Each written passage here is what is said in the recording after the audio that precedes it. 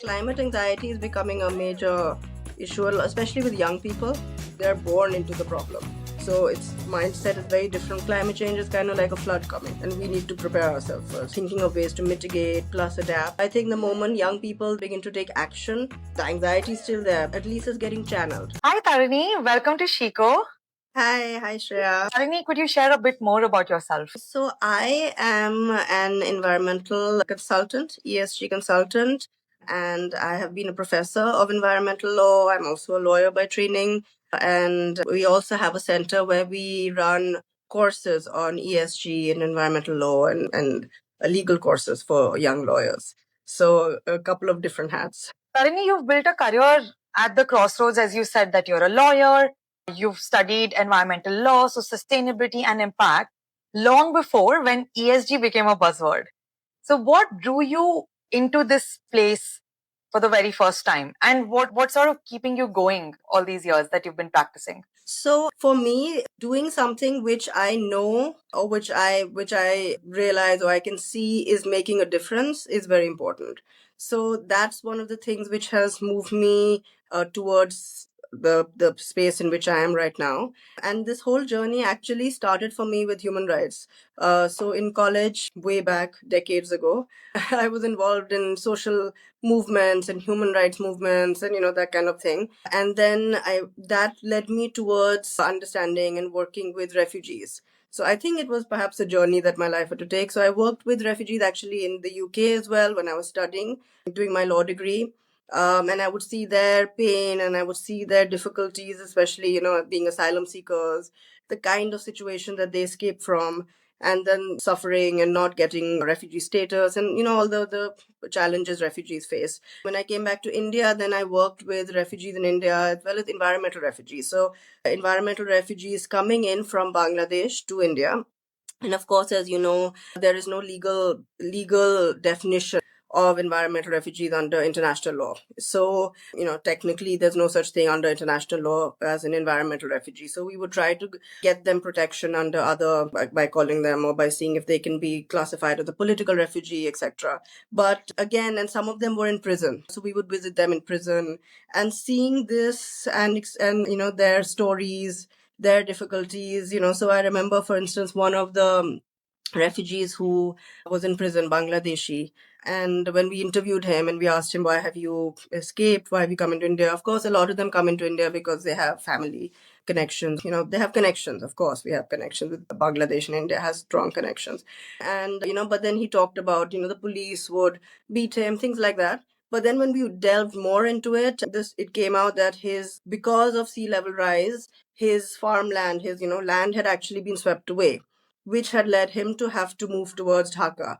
And then there he had faced further persecution, and then he had come to India. So actually, he's an environmental refugee. But there is no such thing as environmental refugee, so we had to try and get him protection as a political refugee, facing discrimination and so on in his country. So those stories made me take more of an interest in environmental law and climate change particularly, that what can we do to actually try to help prevent these kinds of exodus which is going to happen as a result of climate change. And when you look at the kind of impact that climate change is going to have, there are going to be millions of refugees, internally displaced people in the coming decades. And these people are at this point or this sort of status under law where they could possibly not get protection, or they'll be at the mercy of the host country. It depends on if that country accepts them or not. So it's a very sad, I would say, situation to be in. I mean, if you try and imagine being in a situation where you lose your country, you lose your identity, you lose your family, and now you're at the mercy of a government which may or may not take you in, and even if it does, it might just leave you languishing in a camp somewhere. So I just feel we have to do something to, of course, help these people, but also to sort of to make sure that we don't have millions of people becoming refugees, environmental refugees. So, and the only way to do that is to try to mitigate climate change, try to put in place adaptation policies for climate change. And then the only way to do that is actually if all segments of society work together, so companies, government, civil society, individual people, everybody has to work together, then perhaps we'll be able to move the needle a little bit. So that's what motivates me, these people, and the thought of more people like them, and also knowing that through ESG, through environmental law, so that became my tool, I will be able to make a difference. A difference might be made slowly, but it will be a difference because it's ESG and environmental law and law are strong tools that can be used to, ensure that companies, governments, others actually put in place sustainability measures, actually reduce their GHG emissions. I think that's what motivates me and keeps me going. Tarini, you talk about, and what I've heard from these stories and your experience has been, is doing the right thing and not just necessarily hopping off a trend of what's going on within law as well. What does real responsibility look like, especially when a lot of companies and even the big companies? So you also mentioned about the importance of top down and bottom up approach, right? So companies play a huge role in policy making. So when a lot of companies are trying to look green or greenwashing instead of genuinely being green, what does real responsibility look like? That's a really good question. I mean, I think the core of the question is responsibility. And when we look at the word responsibility, I mean, you can kind of think of it like a circle. So for a lot of people, the responsibility is basically about themselves, so that's a tiny circle. Then yourself and your family, that becomes a slightly bigger circle. But actually, when we think about it, we have a responsibility to the community we live in, so that's a slightly bigger circle. We also have a responsibility to society at large, right? So that's a much bigger circle. But then actually, the responsibility doesn't end there. So the responsibility that we have also expands down to future generations. We have a responsibility to the generations that are going to come, which is like a really big circle. So when you look at it from that point of view, you realize that actually, when we are working or doing anything that has positive impact on the environment, on climate change, we are doing it for ourselves, we're doing it for our communities, society at large, but we're also doing it for this really big circle, the future generations. And that is something which, I mean, it's a no-brainer, I would say. A lot of people find the concept perhaps a little bit abstract, that because you're thinking 100 years and 200 years down the line. But when you actually realize that that 100 years and 200 years down the line are actually your own family, right? It's your children, their children, their children, their children. You realize that this is actually like a web, like as they say, that, that we're everything is a web, everything is interconnected, nature, environment, us. So doing the right thing is basically about, ensuring that yourself, your family, and the future generations are left, especially the future generations, at least are in as good a position, let's say, as we are currently, which is already not a very good position, but let's say at least that much, if not a better position. But what we are doing right now is that we are making things worse. So 50 years and 100 years down the line, the people that are going to be alive, they're going to be facing and they're going to be coping with the results of the climate change that us and the generations before us have caused. And that's not fair. So they had nothing to do with it. They didn't create it, but they're going to be dealing with it. So droughts and floods and of course heat waves and global warming, all sorts of climatic changes that are taking place, that's going to be their reality. The things which we talk about now and we discuss it and it's all very interesting, that is going to be their reality. So is it fair that that's the world that we are leaving for them?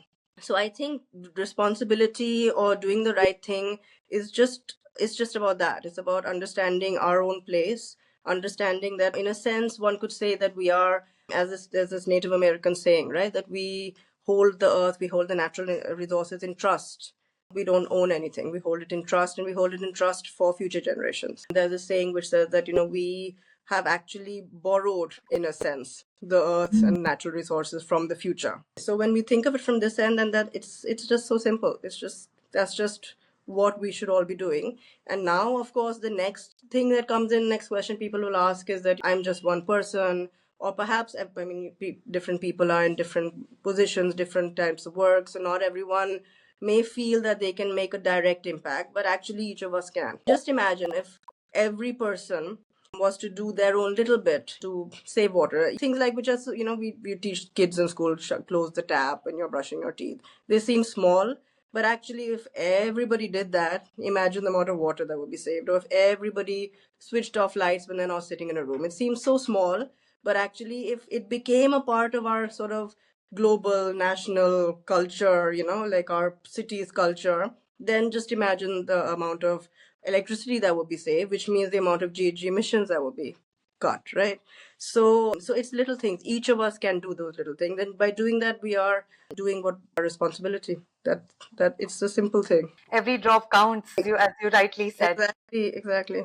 From the center standpoint, Tarini, if you could share how is it that you work with companies, and how is it that you are educating the individuals to be more climate conscious? So our attempt at there's two lines of work. One is the courses that we have, and one is of course the consultancy. So from the point of view of the courses, our aim is to have courses which provide the students not just the theoretical understanding but also practical application, and we have internationally acclaimed faculty so that they're able to learn from the best, and they're able to sort of make it something which at the end of the course they can go out and they can actually implement what they've learned. Because as an academic myself and as a former professor, I know how a lot of courses are designed to be, I mean, amazing on paper. It's great, it's good to learn the theory, but then at the end of it, a lot of the times when people actually go into the workspace, they're not able to actually implement it, right? Because theory and practice are two different things. So that's what I'm trying to do, bridge that gap. And this is very important, particularly in the ESG space, where you need to be able to understand the concepts of net zero and GHG emissions, but then you should also be able to actually implement those concepts when, as a consultant, when you're advising a company. So that is our attempt in with the courses. And with the consultancy side of things, my, I would say, philosophy or my sort of my approach is to give companies a completely, I would say, unbiased picture, a completely unbiased, consulting by which they are able to take the right decisions. And why I'm saying this is because there are a lot of consultants out there who perhaps just to, is easier, or perhaps they just want to go along with what the client has said.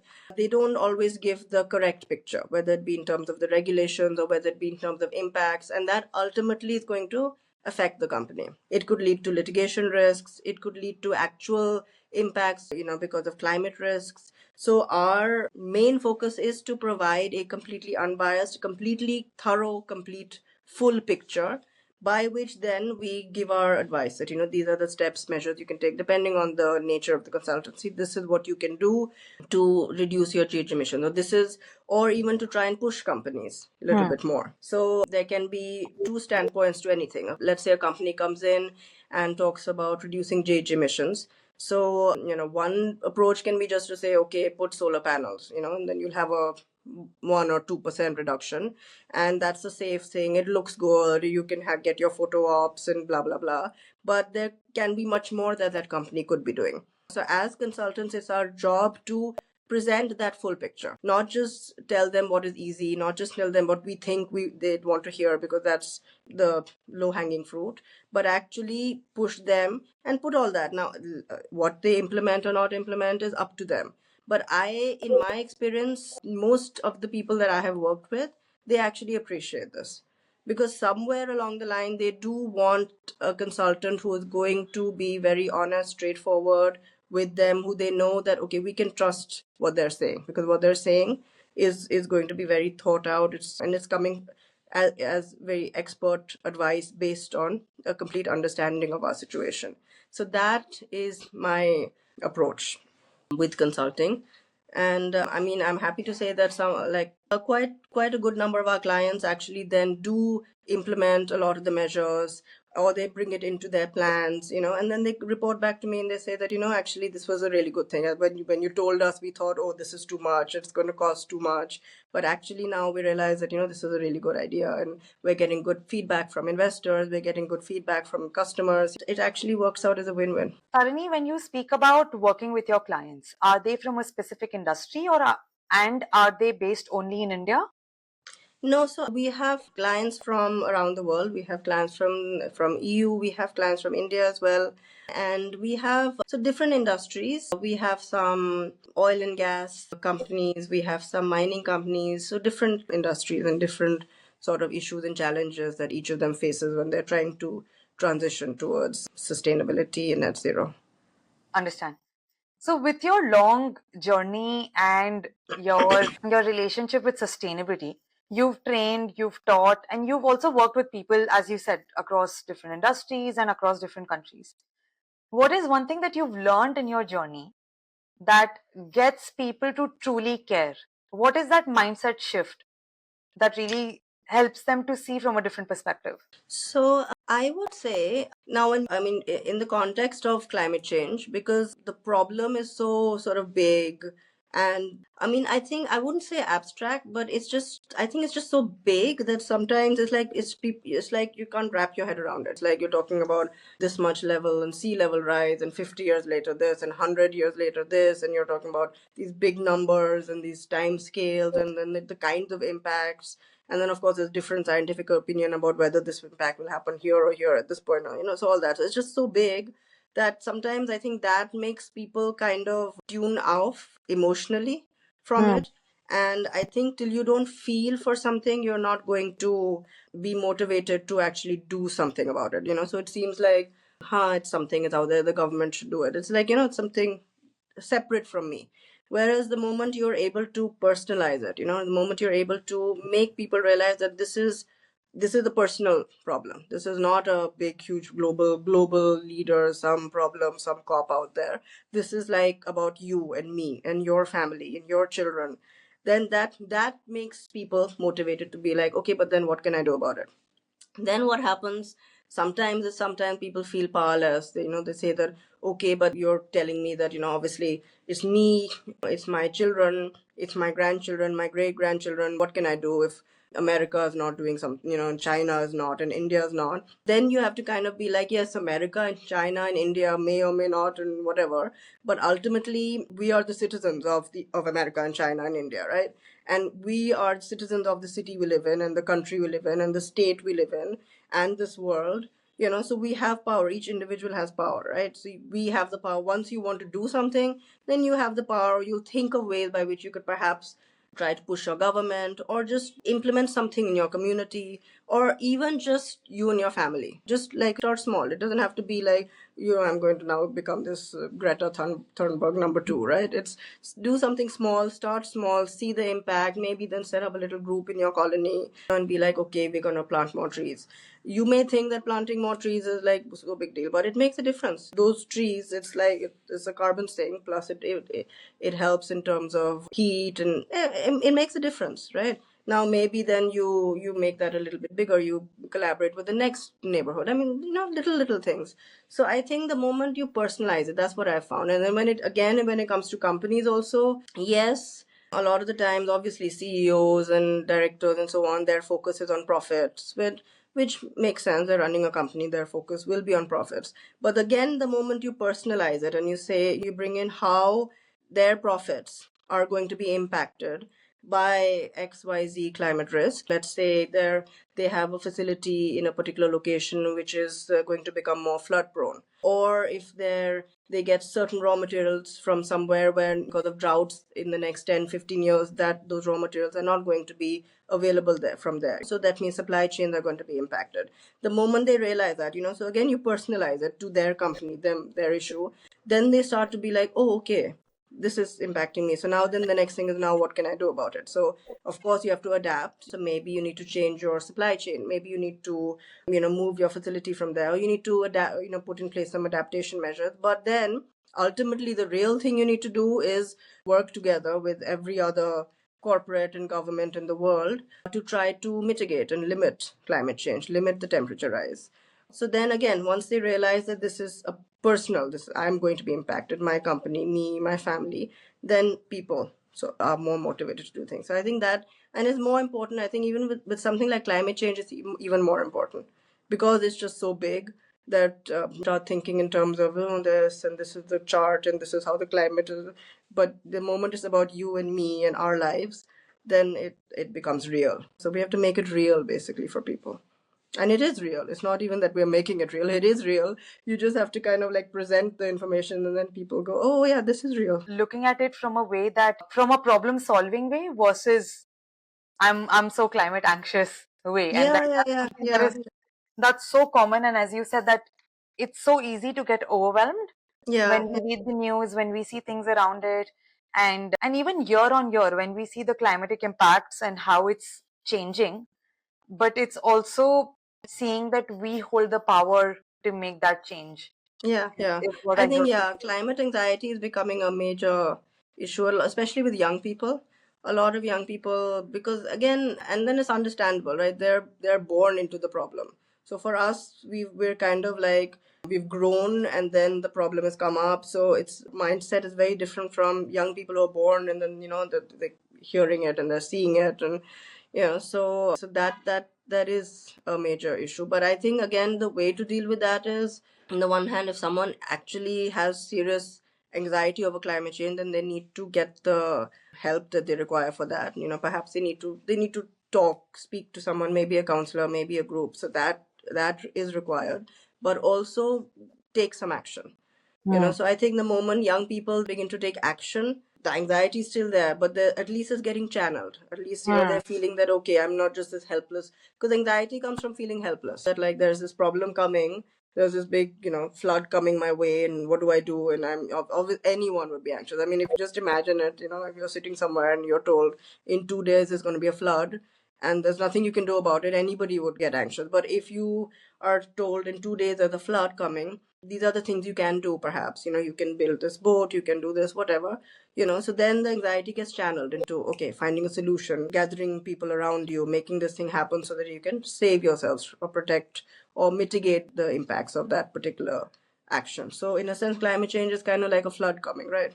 And we need to prepare ourselves first. So the more we start thinking like that, preparing ourselves, thinking of ways to mitigate plus adapt, then we'll be able to cope and deal with the problem better. Tarini, for anyone who's listening and who wants to get into impact, but they're a bit resistant because they're thinking that impact means that it can't be profitable. What is one thing that you've experienced, given you run a consulting company, you run a consulting center, you run an education center, you've taught in schools as well.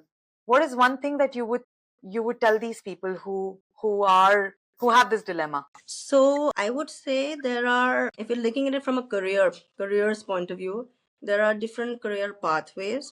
There is, of course, the pathway which a lot of people adopt, which is also a very good pathway, which is pure social work, or working in an NGO, social activism, where you're just not interested in the money, you just have enough for your survival, let's say. And that's also very important, and those people really need to be admired and respected for what they're doing, because in a sense they're upholding a certain value, that certain things are just not about money, it's about doing the right thing, as you said earlier.